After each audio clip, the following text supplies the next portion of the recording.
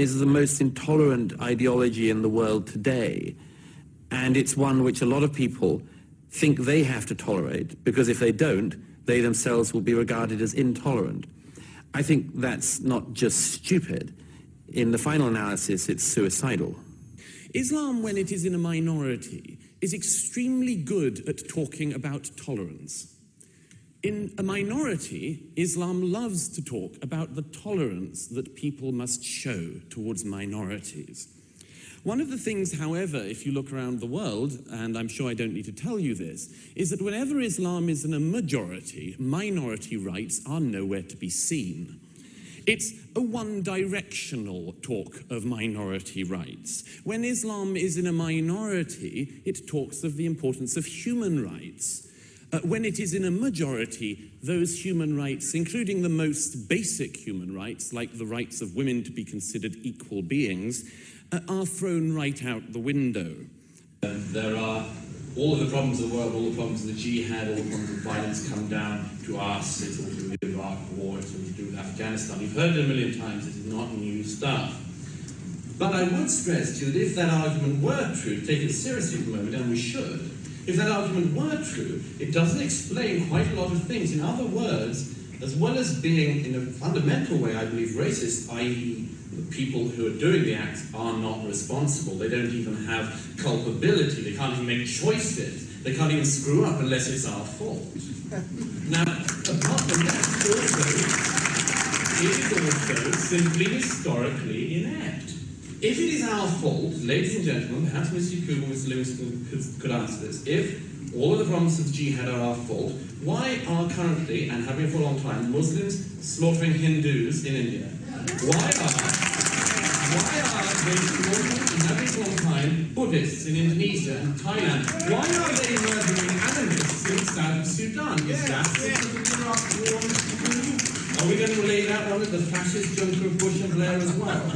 This gentleman there talked about, going to the protest of the Pope rally. If I may say so, this, I wasn't there. I didn't approve of the protest because there are various things around it I think are complete guff. One of them is the fact that people love saying they went to the protest of the Pope thing. The Pope, the sort of, Pope's not on board with gay marriage. I'm a gay man. I'd love to have gay marriage approved by the Catholic Church. But, they're not going to. Meantime, I really, really wish that people would reserve their ire for the people who don't just want to stop me marrying, but want to throw me off a cliff. Much better way to spend your time. But of course people love it because they think, I'll attack the Islamists, but then to be allow myself to do that, I can attack the Pope to show I'm not a racist. Show me a Monsignor, grab me a cardinal, and I can attack them because that will allow me. This is left-wing nonsense. Well, I'd first of all say absolutely not to do with our actions abroad, but put that in with one rider. If it were the case that because of our foreign policy people think they have the right to blow up people going to nightclubs and to blow up those fleeing from the first blast, as seems to be the case, then I'd say you have a choice in front of you, much like the choice we had a few weeks ago over whether or not Britain, the British state, has the right to decide who gets knighthoods, or whether crowds in Pakistan who burn books they can't read have that right. And we have the same choice now, which is whether or not British foreign policy will be run by the British government in the interests of the British state, which I think is the case, or whether or not we just allow other people who let off bombs here or in Baghdad or anyone else who want to terrorize us, whether we allow them to run our foreign policy. That's the choice before us. But what's your answer to the question? The answer is that the cause of the terror is Islamist fundamentalism, which is a version of Islam, a politicized version of Islam, which is wreaking havoc across the globe and has been doing so for many years, and which was aiming to attack this country and our allies before the invasion of Iraq, before the invasion of Afghanistan, and indeed even before 9/11. Douglas is so right, and where he basically lays out these facts. That is foreign policy, whether it's being done by the British government, whether it's done by, the United States policy, or for that matter, any Western democracy foreign policy. Look, there are geopolitical dynamics that are being played out by countries all across the world. Obviously, the strongest country in the world, the United States of America, and then I guess, you might as well basically put, China and Russia and some of these other communist regimes into play as well. Well, they've got foreign policy too, obviously. Now, the question is that do you allow a small minority of people through the acts of fanaticism, through the acts of terrorism, through the acts of any type of ideology, whether it be religious ideology or cultural ideology or fundamentalist ideology of any type, dictate to the majority of the country, to the government of a country, to say either you stop that foreign policy, we don't like that foreign policy, and if you don't, there will be consequences in the form of, now you want to protest foreign policy? Protest all you want, as long as the protest doesn't cross a line of incitement to violence or cause injury or harm or incite. You want to protest a foreign policy or protest a domestic policy or whatever, perfectly fine, but that's not what's going on. They're basically saying, stop the foreign policy or else you will suffer the consequences of our wrath. We will do whatever is necessary by any means, terror, incitement, violence, whatever you want to call it, destruction. We're going to do that. And you can't succumb to that. It's like they basically say to kidnappers, you can't pay ransoms to kidnappers because it just beholdens the next group of people that want to do a kidnapping. They say, well, they paid before, they'll do it again. And you just keep upping the ante, upping the ante, upping the ante. And this cannot be allowed. Unfortunately, Western governments, Western democracies have acquiesced some of their, I guess, foreign policy matters in terms of that. At least they start thinking about, well, maybe we should back away. Maybe that'll help. That'll help to, bring down the level of rhetoric. It's not going to happen, folks. It's not going to happen. You need to be on the offensive. You need to know that you stay strong with this. And that's what the governments have to do. Unfortunately, in the United Kingdom, you folks over there, man, you got a bunch of pussies in the MP and the Parliament and your Prime Minister. We've got the same thing over here in the United States of America too, folks.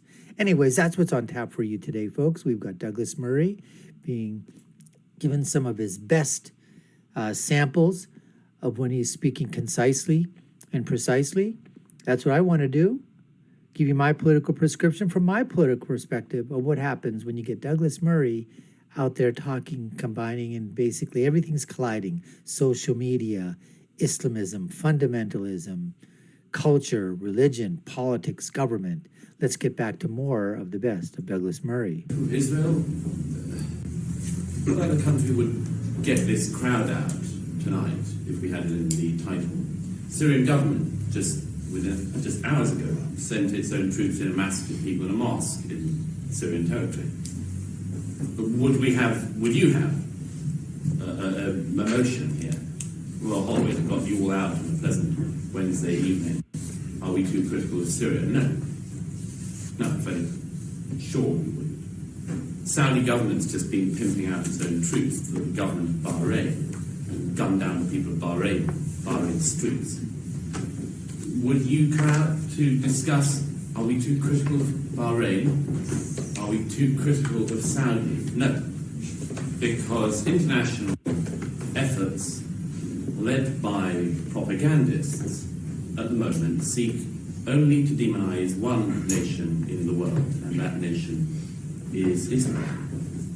The wider Middle East has very significant problems, quite enough problems of its own. People talk about the Middle East as if it were just this issue. It's really quite low-level conflict, as if it isn't all of the other issues in the region, not least the issue of Iran sponsoring terror groups and breaking all international obligations in its pursuit. Like Hezbollah, Houthis. The problem for Mr. Obama is considerable Hamas. And hasn't been made any easier by the Nobel Prize award. I was in Rome last Friday and I heard the news. I just got off a plane and I have to say I thought I must have got sunstroke when Good old Bay Rake. I don't think the Nobel Prizes mean very much. Certainly they haven't for peace ever since Yasser Arafat won one, and indeed since Henry Kissinger won one. He got it because he was Nobel Prizes black. for literature have meant even less Period. since Dario Fo and Harold Pinter won them. So Barack Obama, by the way, going to help him. no, it's going to make it. No, it's not going to help him. Nightmarish for him. I mean, awarding the Nobel Peace Prize to Barack Obama is like giving the Nobel Prize for literature to a person who has yet to write their first book. He hasn't done Nice it. one. But the expectations now are monstrous. Can we talk a little bit about democracy and what the democratic society is? I agree with my predecessor here that the rule of law here is central, and equality before the rule of law, and indeed equality generally.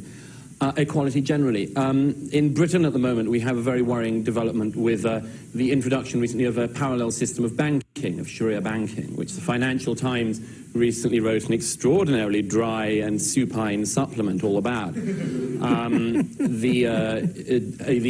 attempts to influence the British government into introducing Sharia law is another one. Now, I don't think that this should be hard to counter, because the thing you do to counter it is quite attractive to most people, which is to say that equality is not something you're going to give up, and it's not something you're going to not share around a bit. And equality means that if I go into a bank, I get the same loan as a Muslim does when they go into a bank, and the same kind of mortgage.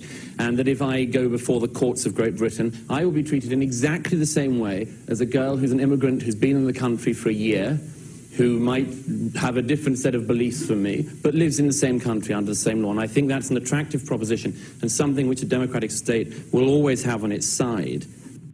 Once again, Douglas Murray putting the dart right in the center of the bullseye. Basically saying, equality before the law. What is this with Europe, Western Europe, in trying to allow and acquiesce some of their sovereignty in law by allowing, Sharia courts to exist? Now, if a small town or let's say, a community or somebody want to exercise within their own homes, let's say, or their own community, a type of Sharia law, I don't think, unless that, I don't think that should be done, period. But I don't think there's anything within the law of Western European governments, the United States of America, that could effectively shut those down. What I basically mean to say, let's say you're in a community and there's Muslims that are in that community, and let's say we decide to have a Sharia law, a Sharia court that you have in the community. Now, if it's voluntary, it should not. It's not legally binding. It's not.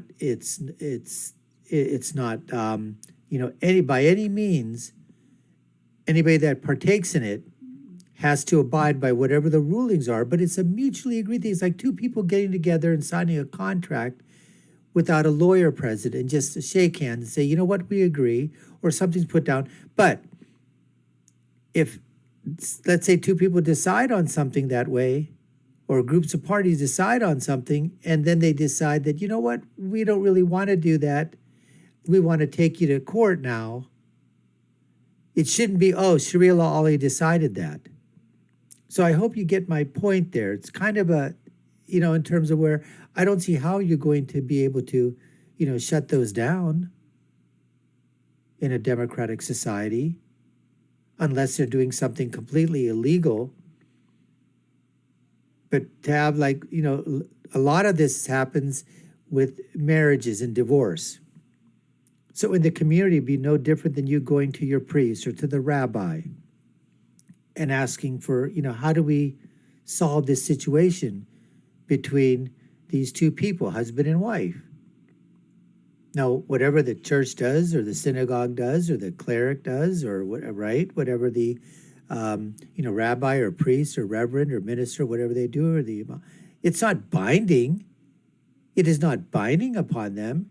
It is a suggestion that's being done and said, this is what you guys ought to do, and let's see if we can resolve this together without really going to court, lawful court.